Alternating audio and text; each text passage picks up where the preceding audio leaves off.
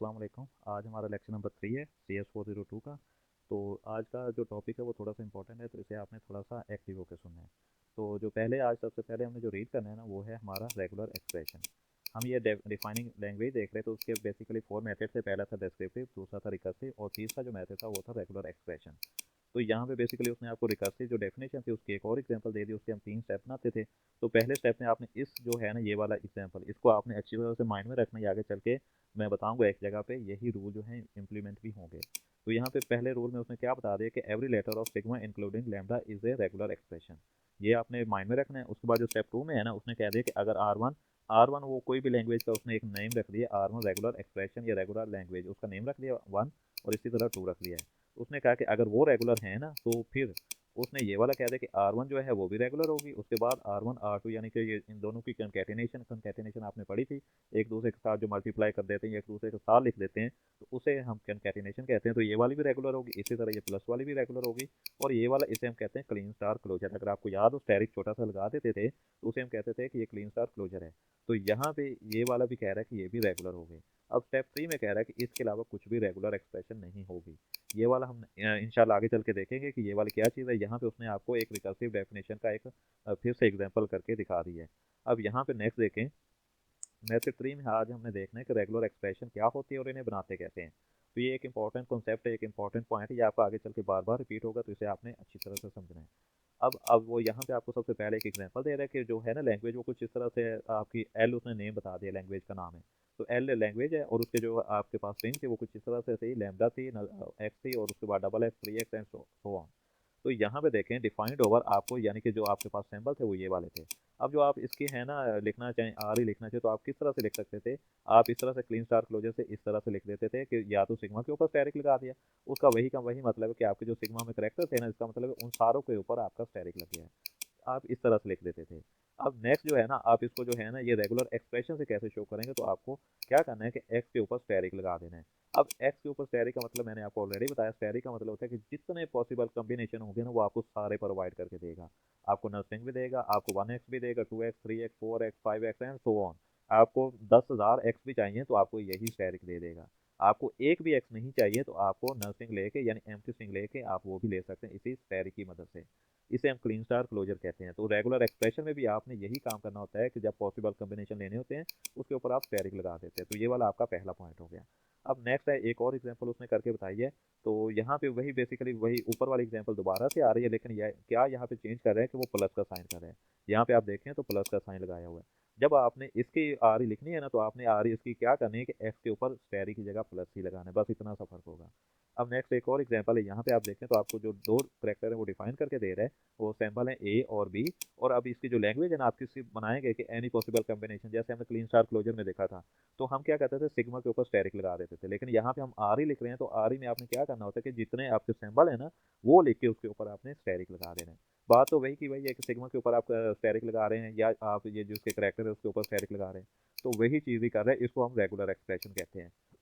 आपने ए plus B, यानी दो ही करेक्टर थे ना। अगर आपके पास जस्ट सपोज किया दो तीन और करेक्टर होते, यानी ए होता, बी होता और सी होता, तो आप क्या लिखते? ए प्लस बी प्लस सी और उसके ऊपर स्टेरिक लगा देते थे। वन वाली तो ऑलरेडी हो गई। जैसे आप एक्स की जगह ए सपोज कर लें, तो ए के ऊपर स्टेरिक लगा दे तो वो इसकी रेगुलर एक्सप्रेशन बन जाती। और अगर ए के ऊपर प्लस लगा दे तो वो इसकी रेगुलर एक्सप्रेशन बन जाती। लेकिन प्लस और स्टेरिक आपको फिर से याद करवा दूं कि प्लस तब लगाते हैं जब हमें लैम्डा या नर्सिंग नहीं चाहिए होती है, और स्टेरिक तब लगाते हैं कि जब आपको लैम्डा या नर्सिंग भी चाहिए होती है। नेक्स्ट एक एग्जांपल देखते हैं। तो इसमें अगर आप यहाँ पे देखें, तो यहाँ पे उसने आपको थोड़ी सी कंडीशन चेंज कर दी। वो कहता है स्ट्रिंग ऑफ एम एग्जैक्टली 1 ए। इसका मतलब है कि एक ए, उसमें सिर्फ एक ए आना चाहिए, ना एक से एक कम ना ज्यादा। और बाकी जो उसमें करेक्टर दिए हुए ना, उसने आपको ऊपर वाले ही करेक्टर दिए हुए जो पहले देना। तो अब यहाँ पे हमने देखा था कि ए प्लस बी का स्टेरिक कर दिया था और उसके ऊपर स्टेरिक लगा के रेगुलर एक्सप्रेशन बना दी थी। इसका ये मतलब था कि आपके 10 ए भी आ सकते हैं, आपका एक ए भी आ सकता है, आपके 5 ए भी आ सकते हैं, आपके 10 बी भी आ सकते हैं, आपके 5 6 5 बी भी आ सकते हैं, आपका नथिंग भी आ सकता है, यानी ना ए आए ना बी आए, एनी पॉसिबल कॉम्बिनेशन। लेकिन यहाँ पे उसने आपको एक कंडीशन आपको लगा दी है कि आपका एग्जैक्टली 1 ए होना चाहिए। तो अब हमने इसको माइंड में रखना है। और हमारे पास क्योंकि हम एक ए से ज्यादा जा ही नहीं सकते, तो आपने क्या करना है कि जो है ना सेकंड करेक्टर बी, उसके ऊपर स्टेरिक लगा देना। इसका मतलब है कि अगर आपको एक ए चाहिए, आपको दो बी चाहिए, आपको 10 बी चाहिए, आपको जितने भी बी चाहिए ना, आपको ये प्रोवाइड करेगा। इसके ऊपर स्टेरिक लगा दिया। अब उसने कहा था कि आपके पास जो होना चाहिए जस्ट 1 ए, एग्जैक्टली 1 ए होना चाहिए। यहाँ पे ये कंडीशन मेंशन है, तो यहाँ पे देखे हमने 1 ए को लिख दिया। हमने 1A लिख दिया, इसके ऊपर स्टेरिक नहीं लगाया। स्टेरिक क्यों नहीं लगाया? सिंपल सी बात है, हमने इसको 1A ही रखना है। अगर हम इसके ऊपर भी स्टेरिक लगा देते तो आप एनी पॉसिबल कम्बिनेशन मतलब 10A वाला भी बन जाता। अब नेक्स्ट देखें, आप उसने बी के ऊपर आपको कोई भी लिमिटेशन नहीं लगा के दी। अब क्या किया कि आपने लास्ट पे भी बी और उसके ऊपर भी स्टेरिक लगा दिया। अब कहने का मतलब ये है कि इससे आप जो भी लेना चाहें वो ले सकते हैं। कैसे? कि अगर मैं ए से स्टार्ट करना चाहूँ ना तो मैं ए से भी स्टार्ट कर सकता हूँ। इसके लिए मुझे क्या करना पड़ेगा, इस वाले से मुझे नल स्ट्रिंग लेनी पड़ेगी, एम्प्टी स्ट्रिंग। और इस वाले से मैं जो भी लेना चाहूँ, मैं अगर ए यानी कि स्टार्ट ए से करना चाहूँ और उसके बाद 5 भी लेना चाहूँ, तो मैं इस वाले पॉसिबल कम्बिनेशन से 5 भी ले लूँगा और ए हमारा जो कंडीशन के अकॉर्डिंग एक ही रहेगा। लेकिन अगर मैं ये स्टार में भी क्यों लिखा है, एंड पे भी क्यों लिखा है, ये मैं दोबारा से पॉइंट रिवाइज करवा देता हूँ। तो देखें, आपका जो इंपॉर्टेंट पॉइंट था वो एक ही था कि आपका एग्जैक्टली 1A आना चाहिए। लेकिन ये कंडीशन नहीं है कि कहाँ आना चाहिए, मिड में आना चाहिए, स्टार्ट में आना चाहिए, एंड पे आना चाहिए, ये कोई कंडीशन नहीं थी। तो यहाँ पे देखें कि हमने स्टार्ट में भी बी का स्टैटिक लगाया और एंड पे भी बी का स्टैटिक लगाया। उसके लगाने का मकसद ये था कि अगर आपको पहले वाले ए से पहले अगर कोई स्ट्रिंग चाहिए हो ना, बी सी, तो आप इससे ले सकते हैं। आप अगर एक भी लेना चाहें, 5 भी लेना चाहें, 10 भी लेना चाहें, या कोई भी नहीं लेना चाहें, तो आपको ये वाला जो स्टैटिक है ना, आपको 0 भी दे देगा और आपका ए से स्टार्ट हो जाएगा। लेकिन अगर आपको अगर 5 भी चाहिए तो आपको फिर भी दे देगा। इसी तरह ये लास्ट पे इसलिए लगाया है कि अगर आपको लास्ट पे कुछ भी नहीं चाहिए तो आप इससे नर्सिंग ले लेंगे, और आपको जस्ट ए ही चाहिए तो आप इससे भी नर्सिंग ले लेंगे, इससे भी नर्सिंग ले लेंगे, और आपको जस्ट ए ही बचेगा। और अगर आपको लास्ट में 5 भी चाहिए और स्टार्ट ए से होना चाहिए तो आप एक तो कॉन्स्टेंट है, वो तो वैसे का वैसे आएगा। और ये वाले हैं, आप यहाँ से 5 भी ले लेंगे और आपका नर्सिंग लेके एंड कर देंगे। तो यहाँ पे इसलिए हमने स्टार्ट में भी लिखा है, एंड पे भी लिखा है कि आपको एनी पॉसिबल कम्बिनेशन ये स्टार्ट में भी देगा और ये एंड पे भी देगा। और ये वाला एक तरह से आपका कांस्टेंट है, आपका उसने जो कहा था ना हैविंग एग्जैक्टली 1 है, तो उस कंडीशन के हिसाब से हमने इसको लिख दिया दरमियान में। हम इसको इस तरह से नहीं लिख सकते थे कि अगर मैं जस्ट एंड पे लिख दूं बी का स्टेरिक और या स्टार्ट में लिख दूं। मुझे दोनों तरफ से लिखने की ज़रूरत है, क्योंकि बाकी मेरी कोई कंडीशन ऐसी नहीं थी, जस्ट 1A की थी, तो वो मैंने फॉलो कर ली है। अब नेक्स्ट देखें, यहाँ पे एक और कंडीशन उसने चेंज कर दी, ऑफ इवन लेंथ, और उसने करेक्टर जो है वो आपके वही के वही हैं। अब आप इसको देखें तो इसकी रेगुलर एक्सप्रेशन जो है ना, आप अगर याद हो ना ये वाली थी, तो इसकी हमने कैसे बनाई थी, ए प्लस और बी और इसका होल का स्टेरिक, इसके ऊपर हमने कर दिया था और कहा था कि ये आपको एनी पॉसिबल कॉम्बिनेशन देगा। अब यहाँ पे एक चीज़ आपने माइंड में रखनी है, प्लस का मतलब होता है कि आप इसके या तो राइट हैंड साइड वाली लेंगे या लेफ्ट हैंड साइड वाली लेंगे। अब यहाँ पे अगर आप करें तो यहाँ पे हमारी दो कंडीशन थी, इवन और ए सॉरी ए की कंडीशन थी इवन लेंथ की, लेकिन करेक्टर जो थे वो ए और बी ही थे। अब पहले वे है तो हम इस चीज़ को लिख देते तो हम कह देते कि ये वाला हमारा जो है ये मतलब कंप्लीट हो गया, लेकिन नहीं, यहाँ पे जो है आपकी इवन लेंथ आनी चाहिए। इसका मतलब है कि आप अगर इधर से ले लेते हैं ना एक है, तो अब हैं जो आप इससे 2A भी ले सकते हैं, 3A भी ले सकते हैं, और इसी तरह इससे भी ले सकते हैं। लेकिन इसको डबल 2 दफ़ा लिखने की ज़रूरत क्या है? 2 दफ़ा लिखने की ज़रूरत ये जस्ट सपोज कि आपने यहाँ से एक ए ले लिया ना, तो यहाँ से भी आप एक ए ले सकते हैं। इसी तरह आपने यहाँ से अगर आपने एक बी ले लिया है ना, तो आप यहाँ से भी एक बी ले लेंगे और आपका वो इवन वाली कंडीशन फुलफिल हो जाएगी। इसलिए उन्होंने डबल करके लिखा है कि आपको इवन करने के लिए आपको ये हेल्पफुल होगा। मैं अगर यहाँ से ए ले लेता हूँ और यहाँ से मैं बी ले लेता हूँ, यहाँ से मैं डबल ए तो ले सकता हूँ, यानी मैंने डबल ए ले लिया, लेकिन यहाँ से मैं बी नहीं ले सकूंगा। मैं प्लस का एक मतलब बता दूं, प्लस का मतलब होता है कि या तो आप ये वाली चीज़ लेंगे या आप ये वाली चीज़ लेंगे। लेकिन यहाँ पे दो करने का मतलब यही है कि अगर जस्ट सपोज कि आपको ज़रूरत पड़ जाती है कि 4A 4B, अब ये पहले वाले की बात कर रहा हूँ, यहाँ से आप या तो ए ले सकते हैं या बी ले सकते हैं। तो यहाँ पे जो है आपने 3A तो ले लिए, सॉरी 4A ले लिए क्योंकि इवन था, तो 4A ले लिए यहाँ से आपने। अब आपको जो बी चाहिए ना वो आपको यहाँ से नहीं मिलेंगे, वो आपको जो मिलेंगे इस वाले से मिलेंगे। अब यहाँ से आपने 4B ले लेने, 4A यहाँ से, 4B यहाँ से, और आपकी इवन इवन वाली कंडीशन फुलफिल हो गई। लेकिन जस्ट अगर आपने 4A ही लेने थे तो आप वो यहाँ से भी ले सकते हैं, वो आपकी मर्जी है, आप यहाँ से भी ले सकते हैं, वो आपकी मर्जी है। तो इवन इवन का मतलब है कि जब आप इवन चीज़ लेंगे तो उसके लिए ज़रूरी है कि आपके 2 दफ़ा ही लिखना पड़ेगा। अब इसका होल का किया, यानी कि एक दफ़ा ए बी को करके ब्रैकेट में डाल के ये वाला, और उसके बाद ए बी को ब्रैकेट में डाल के इनका होल का लिया है। इसका मतलब है इन सब का पॉसिबल कम्बिनेशन आएगा। होपफुली आपको क्लियर हो गया होगा। तो नेक्स्ट एक और एग्जांपल करते हैं। यहाँ पे अगर देखें तो सिग्मा में 2 ही करेक्टर हैं हमारे, 2 ही सैंपल हैं, और इसमें यहाँ पे एक और कंडीशन उसने चेंज कर दिया ऑड लेंथ वाली। ऑड के लिए आप क्या कर सकते हैं, इसके लिए बेसिकली आपके पास 2-3 मेथड है। आपको एक और चीज़ बता दूं कि रेगुलर एक्सप्रेशन को आप एक से ज़्यादा वे से लिख सकते हैं, एक वे नहीं होता, एक से ज़्यादा वे से लिख सकते हैं। तो हम इसको देखते हैं। यहाँ पे देखें ऑड लेंथ है ना, उसके करेक्टर हैं ये। हम क्या कर सकते थे कि हम ये वाला भी पैटर्न वे अडॉप्ट कर सकते हैं। ये भी आपको ऑड लेंथ भी देगा, इवन भी दे सकता है लेकिन ऑड भी देगा। लेकिन यहाँ पे उसने आपको बेसिकली कुछ इस तरह से करके बताया है कि ऑड में ही रखा है। ये जो ऊपर हमने दो दो दफ़ा लिखा था ना, यहाँ पे उसने आपको जस्ट 3 दफ़ा लिख के बता दिया है। या कुछ इस तरह से भी हो सकता है कि उसने 2 दफ़ा लिख दिया इसका होल का तहरीक, और एक दफ़ा ये ऑड लेंथ में लिख दिया, यानी ये मस्ट आएगा। अच्छा नेक्स्ट है, एक रिमार्क है कि अगर वो कहता है, ये मैंने जो अभी आपको बताया कि लैंग्वेज में भी express bye more than one regular, यानी कहने का मतलब ये है कि ये नहीं है कि मैं कहूँ कि इसकी आर इस तरह पॉसिबल ये वाली बन सकती है, इसके अलावा और भी बन सकती है। मैं इसको क्या करता हूँ, मैं इसको 4 टाइम कर देता हूँ, वो भी तो इवन ही वन है। तो ये बात नहीं है कि आप इसको एक ही वे से लिख सकते हैं, आप इसको एक से ज़्यादा वे से भी लिख सकते हैं। अब इसी तरह आप और की बात करें तो पहला मेथड तो ये था कि आपने 3 दफ़ा ले लिया और उसका होल का स्टेरिक ले लिया। लेकिन एक और मेथड है कि आपने 2 टाइम ले लिया और इन 2 टाइम का एज ए होल आपने स्टेरिक ले लिया और साथ में a प्लस बी। यहाँ पे फिर से मैं बता दूँ, a प्लस बी का मतलब है कि यहाँ से आपका या तो a आएगा यानी ऑड लेंथ में आएगा, या यहाँ से b आएगा, ये भी ऑड लेंथ में आएगा। और यहाँ से आपका जो कुछ भी आ जाए, चाहे वो यहाँ से जस्ट सोच के मेरा एक यहाँ से आ जाता है और एक ए यहाँ से आ जाता है, ये इवन तो बन गया। अब आपको क्या करना पड़ेगा, यहाँ से आपकी ये चीज़ लेनी पड़ेगी। आप ये लेंगे तो आपकी ऑड लेंथ वाली कंडीशन फुलफिल हो जाएगी। लेकिन आप इसके अलावा कोई और पैटर्न लेना चाहें वो नहीं ले सकेंगे। आप जस्ट सोच के यहाँ से आप बी ले लेते हैं ना, तो फिर आपकी ऑड लेंथ वाली कंडीशन फुलफिल नहीं होगी, तो आपकी ये रॉन्ग हो जाएगी। अब क्या कर सकते हैं, अगर आप बी लेना है ना, तो इसका मतलब फिर आपको यहाँ से भी बी लेना पड़ेगा, यहाँ से भी एक बी, यहाँ से भी एक बी, ये 2 हो गए, यहाँ से भी अब आपको बी ही लेना पड़ेगा। अब एक और एग्जांपल हो सकती है, अब यहाँ से आप नर्सिंग ही ले लें सबसे, नर्सिंग आ गई तो यहाँ से आप जो भी लेंगे ना, जस्ट मैं सपोज के ए ले लेता हूँ तो वो भी ऑड होगा, और अगर मैं इधर से बी ले लेता हूँ तो वो भी ऑड होगा।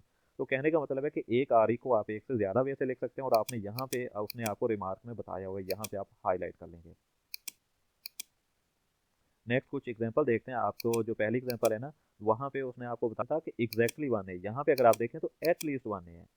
थोड़ी सी कंडीशन चेंज है, वहाँ पे था एग्जैक्टली वन है, यानी वन ए से ज़्यादा नहीं आने चाहिए। लेकिन कंडीशन यहाँ पे चेंज क्या की है कि एट लीस्ट वन है, यानी ए के लाजमी आए, उसके अलावा जितने ए आ जाए उससे कोई फर्क नहीं पड़ता। तो इसलिए कुछ इस तरह से लिखा हुआ है कि ये वाला कांस्टेंट है ए के, यानी उसने कहा था कि ए के लाजमी आए। अब ये भी तो हो सकता है ना, मैं यहाँ से बी ले लूँ और इसी तरह यहाँ से भी बी ले लूँ। तो यहाँ से जब मैं बी लूँगा तो इसका मतलब है कि मेरा ए के नहीं आएगा, इसलिए मैंने इसको कांस्टेंट कर दिया। इसको मैंने कांस्टेंट कर दिया, ये लाजमी आएगा, यहाँ से आपका एनी पॉसिबल कॉम्बिनेशन आ जाएगा। तो यहाँ पे आपका जो ये है ए, ये आपका एटलीस्ट वन ए वाला हो गया। और इसका मतलब यहाँ आपका शुरू पे भी ए भी आ सकता है, बी भी आ सकता है, आपको यहाँ से आ जाएगा, और इसी तरह आपका लास्ट में भी ए भी आ सकता है, बी भी आ सकता है, इस तरह से आएगा। तो यहाँ से मैं आपको एक स्ट्रिंग जनरेट करके बताता हूँ, इनके कहने का मतलब क्या है कि आपका जो स्ट्रिंग होगी ना, वो कुछ इस तरह से होगी।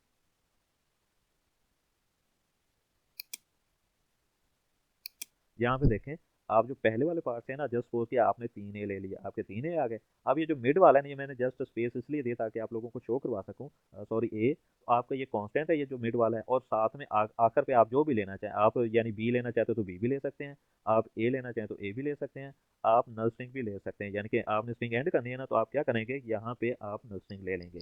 तो आपकी स्ट्रिंग कुछ इस तरह से बन जाएगी, ट्रिपल ए और ये वाला साथ मिलकर 4 ए बन जाएंगे। तो ये स्पेस आपने नहीं देनी, मैंने सिर्फ समझाने के लिए लिखी है। ये वाला जो है बेसिकली आपको कहाँ से मिल रहा है, ये वाला आपको जो कांस्टेंट है, हमने कांस्टेंट डाला था ना, ये वाला ये आपको यहाँ से मिल रहा है। आपका ये जो है 3 ए आपको यहाँ से मिल रहे थे, यानी एनी पॉसिबल कॉम्बिनेशन ऑफ ए और any possible combination of b. हम बी तो लिया ही नहीं था हमने, तो ए ही लिया, तो इसका मतलब है जो आपके आएंगे वो आपके ट्रिपल ए आएगा। तो यहाँ पे ट्रिपल ए आपका यहाँ से आ गया, और यहाँ से कांस्टेंट आपका वही आ गया, और लास्ट जो हमने लिया है ना इस वाले से, हमने यहाँ से नल स्ट्रिंग ही ली है। आपकी स्ट्रिंग कुछ इस तरह से बन सकती थी यहाँ से। अब नेक्स्ट अगर देखें तो हमारी एग्जाम्पल और भी देखते हैं। तो यहाँ पे देखें, हमारे पास सिग्मा में करेक्टर हैं वो वही हैं यहाँ पे, लेकिन यहाँ पे उसने कहा कि at least one a and one b, यानी 2 उसने कंडीशन लगा दी, वन ए भी आना चाहिए, वन बी भी आना चाहिए। तो इसकी आर ही हम देखते हैं कि इसे हम कैसे लिखते हैं। तो यहाँ पे इसकी आर ही लिखी हुई है। अब वही ऊपर वाला जो पैटर्न है ना, उसको आपने ए के लिए भी फॉलो करना है, बी के लिए भी फॉलो करना है। कैसे करना है देखें, ए के लिए तो हमने अभी सीखा था कि ए के लिए हमने यहाँ तक किया था, आपका ये पहला पार्ट हो गया। अब उसने कहा था कि एग्जैक्टली वन बी भी आना चाहिए, तो बी के लिए देखें वही से हमने जो पार्ट है ना वही से दोबारा से रिपीट कर दिया, ये वाला बी के लिए है। अब ये देखें कि आपका जो बन गया ना, आपका वन ए कांस्टेंट, ये एटलीस्ट वन ए यहाँ से आ रहा है और एटलीस्ट वन ए आपका यहाँ से आ रहा है। अब इसके कहने का मतलब ये है कि आपका वन ए वन बी आपका कांस्टेंट हो गया, और उसके साथ में आपका ये जो है स्टार्ट में भी, यानी कि ए से पहले भी कुछ आ सकता है, ए के बाद भी कुछ आ सकता है यहाँ से, और साथ में बी के बाद भी कुछ आ सकता है, वो यहाँ से आ सकता है। तो इस तरह करके आपकी काफ़ी लेंथी सी बन गई। अब इसमें प्लस का साइन का क्यों लगाया, प्लस का साइन का मतलब है कि प्लस या तो आपकी ये वाली साइड पूरी की पूरी आएगी या ये वाली साइड आएगी, ये नहीं हो सकता कि दोनों साइड एट ए टाइम आ जाए। तो इसका मतलब है कि आपकी या तो ये साइड लेंगे या ये प्लस के इस तरफ वाली लेंगे। तो इसके बेसिकली प्लस के 2 ही हिस्से हैं, एक राइट साइड एक लेफ्ट साइड। अब यहाँ पे आप देखें, इसको भूल जाएं, ये वाला सिर्फ अब इसको हमने फोकस करना है कि ये वाला लिखने की ज़रूरत हमें क्यों पड़ी। अब देखें बेसिकली हमने जो पिछली दफ़ा स्टार्ट किया था ना, वो ए से स्टार्ट किया था, लेकिन ये भी तो हो सकता है ना कि ए की आने के बजाय पहले बी आ जाए और फिर ए आए। तो यहाँ पे इसलिए हमने जस्ट इसको रिवर्स ऑर्डर में कर दिया। बस एक फ़र्क यही पड़ा है कि हम पहले क्या किया है कि बी लिख लिया, जहाँ पे हमने पहले ए लिखा था ना, इस ए की बात कर रहा हूँ, सारा वही का वही सेम लिखना है। यहाँ पे देखें तो यहाँ पे हमने क्या किया, जस्ट ए की जगह बी कर दिया, और यहाँ पे क्या था हमारा बी लिखा होता है, यहाँ पे अब हम बी की जगह ए कर देंगे, और बाकी सारा वही का वही होगा। तो सिर्फ ये लेटर चेंज हुए हैं, लेकिन कॉन्सेप्ट सारा वही का वही है कि यहाँ से आपका पहले ए आ रहा था कांस्टेंट और फिर बी आ रहा था कांस्टेंट। यहाँ पे जो आपका कांस्टेंट बी पहले आ रहा है और ए बाद में आ रहा है। अब क्या होगा कि आप प्लस में फिर से बता देता हूँ, आपका या तो राइट हैंड साइड वाला लेंगे या फिर आप लेफ्ट हैंड साइड वाला लेंगे। अच्छा, नेक्स्ट एग्जांपल देखते हैं। यहाँ पे सिग्मा देखें तो हमारे पास दो ही सैंपल हैं ए और बी। यहाँ पे देखें starting with double A, condition हल्की सी चेंज हुई है, तो यहाँ पे जैसे पहले हम ए कर रहे थे ना, वहाँ पे हम डबल ए कर देंगे। और एंडिंग इन डबल बी, यहाँ पे बल्कि थोड़ी सी चेंज की है, वो इसको देखते हैं कैसे की है। तो starting in A in sorry with double ए, यानी कि डबल ए से स्टार्ट होना चाहिए और एंडिंग इन डबल बी। अब ये सिंपल सी बनेगी, तो यहाँ पे इसको थोड़ा सा मैं जूम आउट करता हूँ। यहाँ पे देखें उसने खुद ही बता दी कि स्टार्टिंग इन डबल ए, यानी इसका मतलब है जो हमारा कांस्टेंट है वो स्टार्ट में आ जाएगा, इसके ऊपर कोई स्टेरिक नहीं लगाना। अब लास्ट वाला भी हमारा डबल बी आ गया, उसने खुद ही बताया होता कंडीशन में कि यानी स्टार्ट डबल ए से होना चाहिए और एंड डबल बी से होना चाहिए। लेकिन अब ये उसने दरमियान मिड वाला कुछ नहीं बताया था, उसने ये नहीं कहा था कि मिड में कुछ भी नहीं आना चाहिए, उसने मिड की कोई कंडीशन ही नहीं लगाई। अगर वो ये कह देता ना कि starting with double a and ending in double b and length of 4, यानी कि 2a और 2a, तो फिर तो आपका जस्ट ये लिख देते तो इनफ था, डबल ए डबल बी। लेकिन उसने मिड वाली कोई कंडीशन ही नहीं लगाई, उसने सिर्फ जो लगाई है स्टार्टिंग एंड एंड वाली लगाई है। तो आपका मिड में भी कुछ आ सकता है, यानी ए भी आ सकता है, बी भी आ सकता है, आपके 10 ए भी आ सकते हैं, आपके 10 बी भी आ सकते हैं, या आपके जस्ट डबल ए और डबल बी भी आ सकते हैं। तो इसके लिए हमने क्या किया है कि मिड में यहाँ पे ए प्लस बी का स्टेरिक। अब ये आपको any possible of combination of ए और या any possible combination of B देगा। तो यहाँ पे देखें, अगर आप ये कोई स्ट्रिंग बनाना चाहें तो आपकी कुछ इस तरह से बनेगी। आपकी डबल ए ये स्टार्ट वाले होंगे वो कांस्टेंट आ जाएंगे। इसी तरह ये मैंने स्पेस आपको सिर्फ समझाने के लिए लिख रहा हूँ, वैसे स्पेस नहीं देनी। आपके ये वाले भी हो जाएंगे, और ये वाला मैं इनका कलर चेंज कर देता हूँ। तो ये वाले देखें, आपका ये तो कांस्टेंट था, अब जस्ट सपोज किया कि आपको कंडीशन के अकॉर्डिंग 10 बी भी चाहिए थे। 10 बी आप कहाँ से लेंगे, यहाँ से लेंगे, यहाँ से। तो यहाँ से आपको 10 बी भी आ जाएंगे। अब यहाँ पे मैं 10 बी होपफुली हो गए होंगे। तो आपने क्या करना है, जब इसको मिलाएंगे ना, तो ये मतलब है आपकी आर ही बन गई है। अब यहाँ पे देखें तो ये आपकी कुछ इस तरह से बन सकती थी। ये वाले जो जनरेट करने थे ना, ये दरमियान वाले, इनके लिए हमने ये वाली चीज़ लिखी हुई है। यहाँ पे आप ए भी ले सकते थे, इससे करके आपको 3 4 ए चाहिए थे ना, तो आपके ये 4 ए जो हैं ये आपके कहाँ से आने थे, ये आपके यहाँ से आने थे। क्यों? क्योंकि उसने आपको मिड वाली कंडीशन ही नहीं लगाई, तो उसने जो आपको कंडीशन लगाई थी वो सिर्फ स्टार्ट और एंड वाली ही लगाई थी। अच्छा जी, आज की होपफुली आज की लास्ट एग्जाम्पल है, तो वो देख लेते हैं। यहाँ पे देखें हमारे पास करेक्टर हैं over a b of word starting with a and ending in b. अब वहाँ पे पहले डबल था, यहाँ पे सिर्फ एक है, तो वो वही चीज़ आपने दोबारा से रिपीट करनी है। अब ये क्या है कि starting with a and ending in b, यहाँ पे पहली कंडीशन तो ये थी, उसके बाद एक और भी लगाया हुआ है। और तो जहाँ पे और आएगा ना, इसका मतलब होता है कि आपने क्या लगाना होता है, प्लस का साइन लगाना होता है। तो यहाँ पे बेसिकली हमारी 4 कंडीशन होगी कि स्टार्टिंग ए होना चाहिए और एंडिंग इन बी होना चाहिए, पहली कंडीशन। और उसके बाद starting with B and ending in A. इसका मतलब है कि हमारी जो बनेगी वो तकरीबन 2 पार्ट बनेंगे। कैसे बनेंगे, यानी ये देखें, मैं यहाँ पे आपको थोड़ी सी समझाने की कोशिश करता हूँ। स्टार्टिंग विद ए, पहली कंडीशन को हम देख रहे हैं, तो ये आपने स्टार्ट में ये वाला लिख दिया। अब उसने मिड वाली यहाँ पे भी कोई कंडीशन नहीं लगाई हुई, just starting in a and ending in b, आपकी ये पहली कंडीशन हो गई। लेकिन इसके मिड में भी तो बहुत कुछ आ सकता है, आपके 4 ए भी आ सकते हैं, या आपके 4 बी भी आ सकते हैं, या आपका 0 ए भी आ सकता है, या आपका 0 बी भी आ सकता है। तो उनके पॉसिबल कॉम्बिनेशन के लिए आपने ए प्लस बी का स्टेरिक लगाया हुआ है। ये ए प्लस बी ही क्यों लिखा है, ये आपको याद होना चाहिए कि जो सिग्मा करेक्टर होंगे ना, ये जो लिखा होगा defined over sigma is equal to ये वाले, तो ये आपने ये वाले करेक्टर लिखने हैं, जो भी हों, ए बी सी डी जो भी हों, जितने भी हों। अगर जस्ट ए है तो आपने ए ही लिखना है, जस्ट बी है तो बी ही लिखना है, ए बी सी है तो आप ए प्लस बी प्लस सी लिखेंगे। लेकिन यहाँ पे ए भी था, तो यहाँ हमने ए प्लस बी लिखा और इसका स्टेरिक लगा दिया। अब हम ये हमारा पार्ट हो गया। अब हमने क्या करना था, सेकंड कंडीशन थी और, तो मैंने बताया कि और के लिए आप जो साइन लगाते हैं प्लस लगाते हैं, और पीछे वाला कॉन्सेप्ट याद करें, तो इसका मतलब होता है कि आप प्लस के या तो राइट हैंड साइड वाला लेते हैं या फिर लेफ्ट हैंड साइड वाला लेते हैं। यहाँ पे भी अगर प्लस की बात करें तो या तो आप लेफ्ट हैंड साइड वाला लेंगे या राइट हैंड साइड वाला लेंगे। इसी तरह इधर भी है। अब हम एज ए होल काउंट कर रहे हैं, तो ये पहली जो कंडीशन थी ये तो हमने फुलफिल कर दी थी, इसका मैं कलर ये वाला हो गया। तो यहाँ पे देखें, अब जो है ना, और उसने कहा था या तो बी से स्टार्ट होना चाहिए और ए से, उसके लिए हमने सेकंड क्या किया, ये जो पहले जो था ना बिल्कुल उसी तरह लिखा, जस्ट चेंज कर दिया कि ए की जगह बी कर दिया और बी की जगह ए कर दिया। पहले बी आ गया और लास्ट में ए आ गया, और बाकी वही बिल्कुल वही का वही कॉम्बिनेशन है, तो उसी को ही फॉलो करना है। इसके कहने का मतलब है कि आपका जो प्लस का ये आ जाएगा या ये वाली साइड आ जाएगी, इस और का ये मतलब है। तो ये वाली आपकी आ रही भी हो गया, और आपका लेक्चर नंबर 3 भी कंप्लीट हो गया। होपफुली आपको समझ आ गई होगी। तो आज का लेक्चर यहीं पे एंड करते हैं। अल्लाह हाफ़िज़।